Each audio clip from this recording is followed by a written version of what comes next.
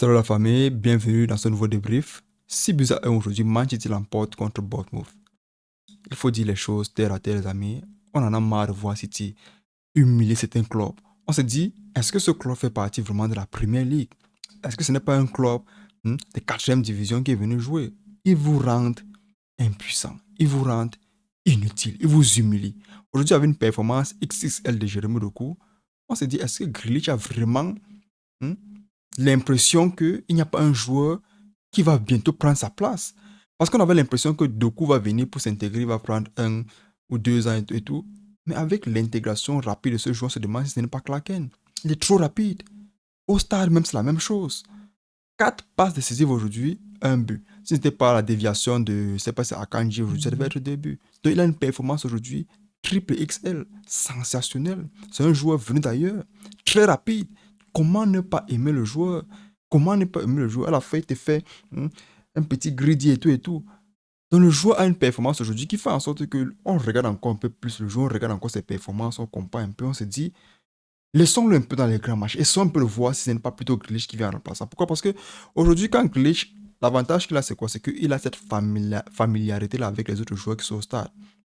Ce qui fait que parfois, on risque un peu critiquer Jérémy Doku, je parle bien sûr des joueurs, pour un peu remettre en lumière Grealish. Mais je crois en train d'assombrer tout ça. Aujourd'hui, tu donnes une passe à Foden.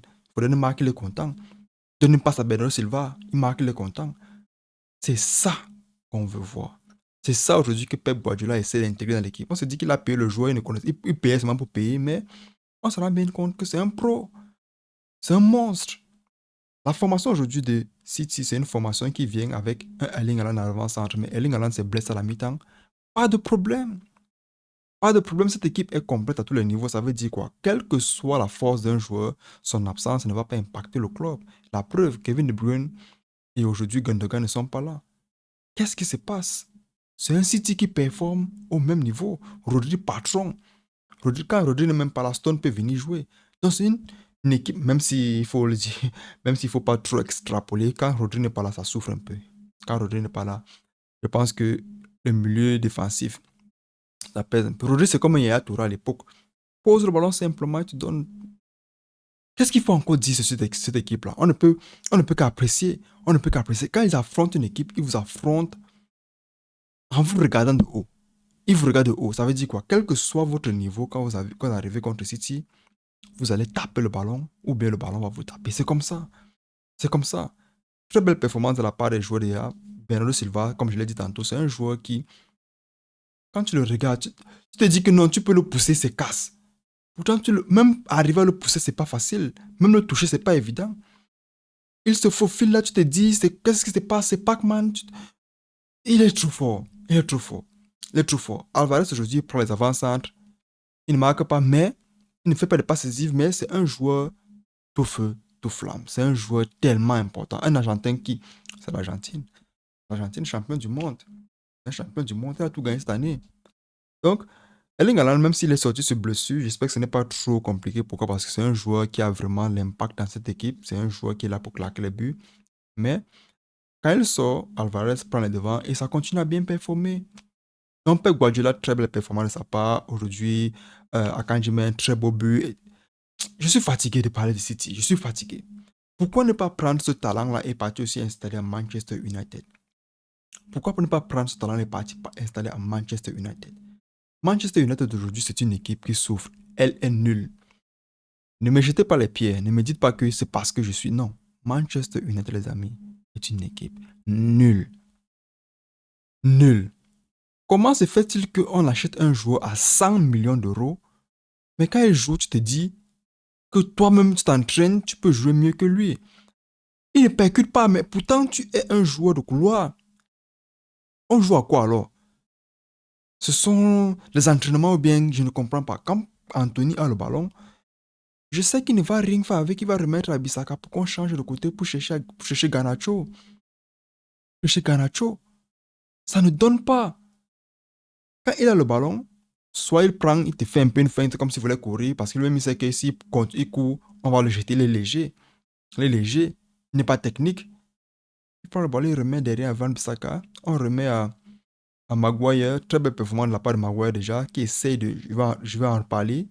Il remet de l'autre côté pour qu'on cherche qui Garnacho. C'est le seul qui percute, c'est le seul qui veut gagner le match. C'est le seul qui ne veut pas l'humiliation. Le reste s'en fout. Le reste s'en fout. On ne connaît pas ce que Erik ten Hag veut. Les joueurs titulaires ne sont pas titulaires. Et les joueurs qui ne sont plus titulaires, eux-mêmes ne connaissent pas s'ils sont titulaires ou pas. Eux, ils ne savent pas s'ils sont là pour essayer de bien performer, pour mettre la pression aux joueurs titulaires, ou bien s'ils ne savent pas s'ils sont là pour bien performer, pour continuer à jouer. Ils ne savent pas. Tout ce qu'ils font, c'est d'être au stade. Aujourd'hui, vous allez me dire que je dis trop Bruno Fernandes. Je vous ai dit en tant que capitaine, il marque aujourd'hui un but.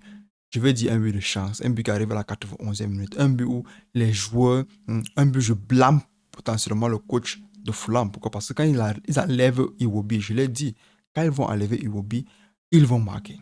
Manchester United va marquer. Pourquoi? Parce que c'était lui qui était leur charançon là-bas.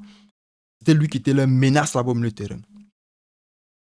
Tu le vois, ses cheveux et tout, tu vois les couleurs, tu te demandes qu'est-ce qu'il fait avec les couleurs sur la tête. Tu n'es plus concentré. Est-ce qu'il peut m'appuyer les fesses et tout. Non. Quand tu regardes aujourd'hui Manchester United jouer, tu ne sens aucune osmose dans le jeu. Rien du tout. But de chance. Vous allez me dire c'est une victoire. On est d'accord. Mais quand tu regardes aujourd'hui Manchester City, quand tu regardes aujourd'hui Tottenham, quand tu regardes aujourd'hui les grands clubs là qui essaient de bien performer, je veux pas partir au-delà de la Premier League et appeler les autres clubs, même Napoli aujourd'hui. Quand tu regardes jouer, tu connais comment ils vont jouer. Ils essaient de arranger l'équipe adverse. Manchester United joue le même style de jeu que l'équipe adverse, quelle que soit l'équipe adverse. Ils prennent le ballon, ils s'échangent, le milieu de terrain ne vient pas récupérer pour essayer de créer. On envoie Garnacho, on espère qu'il crée quelque chose. Pourquoi? Parce que l'autre côté, Anthony, non. Oublions-le. Quand il essaie de récupérer, on essaie de trouver qui est Holland. On sait que Holland aime le ballon au sol. En l'air, il ne va rien faire avec. Donc, on essaie encore de trouver Holland. Quand on sait que le joueur qui bat Holland est plus grand de taille, on remet derrière et le cycle recommence. Même si on vous donne 2 heures de temps, vous n'allez rien faire avec ça. Vous n'allez rien faire avec ce style de jeu-là. Erik ten Hag, aujourd'hui, pour dire vrai, c'est un coach chanceux. Pourquoi? Parce que en tant que fan de Manchester United, on est un peu mitigé. Soit on veut Manchester gagne, soit on veut qu'il ne gagne pas. On veut que Manchester gagne. Pourquoi? Parce qu'on veut que c'est Manchester. On veut qu'il gagne. Moi, on veut qu'il perde aujourd'hui. Pourquoi? Parce qu'on veut que Erik ten Hag saute.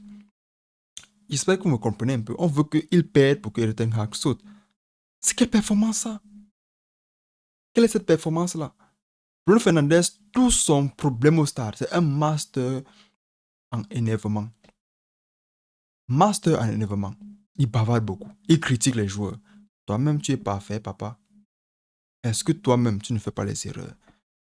Quand toi, tu fais les erreurs, tu fais ça et tu dis désolé, mais pourtant, tu critiques les autres. Laisse tout le monde s'exprimer. Retirez Anthony, s'il vous plaît. On veut les joueurs qui vont aider le club. Retirez Ten Hag. Ramenez-nous un coach qui va nous présenter une tactique, une feuille de match, c'est-à-dire une option, quelque chose qui va faire en sorte qu'on ne soit plus dans les 9 victoires sur 16 matchs, s'il vous plaît. Ça ne donne pas. N'essayons pas de nous camoufler sur cette victoire aujourd'hui de Fulham pour dire que Manchester United peut. Non, on ne peut pas. Ça ne donne pas du tout. Et comme je dis tantôt, on en a aujourd'hui à aider le club. Il a fait les arrêts nécessaires. Pourquoi? Si ce n'était pas lui, je pense qu'aujourd'hui, on devait encore parler de comment Manchester United est nul à chier. On est content de la victoire, on n'est pas content du style de jeu, et on apprécie le fait que Manchester United, au moins, essaie encore de gratter les positions. Et ça ne donne pas. En tant que le meilleur club d'Angleterre ou potentiellement du monde, on veut un club qui sera au moins top 4. Pas un club qui struggle avec les gens du milieu de tableau. Parce que Arsenal, à un moment donné, souffrait, mais ils ont réussi avec un coach qui a une mentalité, qui a une vision, de faire aujourd'hui que Arsenal revienne et se fasse respecter. Même si aujourd'hui Arsenal joue contre Newcastle, ça ne donne pas ce qu'il faut. Arsenal, néanmoins, c'est Arsenal. L'équipe en face, ce n'est pas un enfant, c'est Newcastle. Newcastle qui te corrige Paris Saint-Germain 4 buts à 1. Newcastle qui t'arrête Manchester City et te donne les coups de poing. C'est Newcastle en face. C'est une équipe déjà qu'on respecte beaucoup en Premier League. Pourquoi? Parce que ils ont mis les moyens en jeu pour avoir une équipe compétitive. Gordon, les joueurs, et ceci, et cela. Aujourd'hui, je ne veux pas trop accuser l'arbitrage. Pourquoi? Parce qu'il y a les matchs en Premier League où on ne veut plus parler d'arbitrage. Pourquoi? Parce que quand tu as déjà un arbitrage et que tu as la VAR, mais l'arbitre réussit toujours à nous montrer que l'humain dépasse la machine, ne restons pas dessus, ne restons pas focalisés dessus. Je veux qu'on en parle, mais dans nos cœurs. Mais ce qu'on doit plus citer ici, là, c'est comment est-ce que Arsenal arrive avec un esprit de friendly game. Ils arrivent avec un esprit d'entraînement. Ils arrivent avec un esprit, on peut gérer notre ami. En Newcastle, quand ils arrivent, ça avait un esprit de guerrier, de meurtrier. Je sens que si on éteignait les lumières dans tout le stade, aucun joueur d'Arsenal ne devait être debout. On devait tous les tuer. C'était un peu comme un match de Shaolin Soccer avec d'autres joueurs d'entraînement. Il y a les machines dans les mains, il y a les clés à molette et les marteaux. Pourquoi? Parce que Newcastle arrivait sur les joueurs.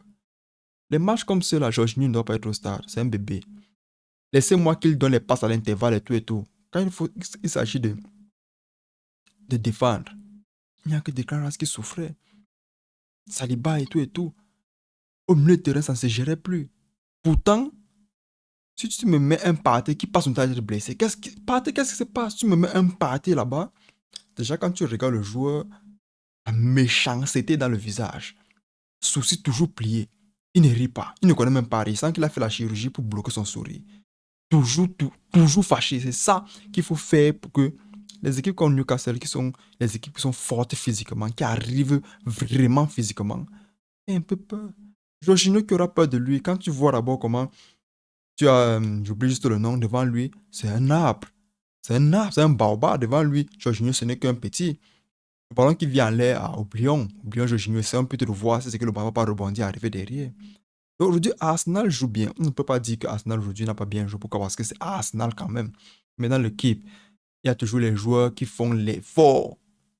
L'effort. Pourquoi on parle de... Vous savez, moi-même, je suis quelqu'un qui, parfois, je regrette mes décisions, mais j'aime maintenir mes décisions. Je maintiens toujours ceci.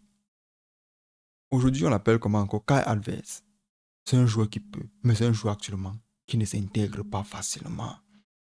Il faut dire les choses. Aujourd'hui, quand il entre au stade, il essaie plutôt de prouver qu'il peut jouer. Et quand tu essaies de prouver que tu peux jouer, tu oublies de jouer ce qu'il faut jouer. J'espère que vous me comprenez un peu, je m'explique. Pourquoi? Parce que quand tu entres dans un stade et que tu veux tellement bien faire, tu arrives à vouloir tellement bien faire que tu ne fais plus bien. Pourquoi? Parce que quand tu rentres barré et tout, les bagarres et tout, le ballon qu'on te remet encore avec la fatigue, quel que soit lambda, tu ne vas rien faire. Il n'y a plus d'oxygène dans ta tête. Tu vois qu'un boxeur, quand il arrive au 8e round, il essaie de se maintenir. Pourquoi? Parce que le cerveau, il n'y a plus d'oxygène, il n'y a plus la force. Et quand tu es comme ça, le coach ne connaît pas si c'est que tu as pas la force ou non. Tu as le ballon. Est-ce que tu as bien de la passe? Non. Est-ce que tu as bien joué? Non. C'est ça qu'il retient.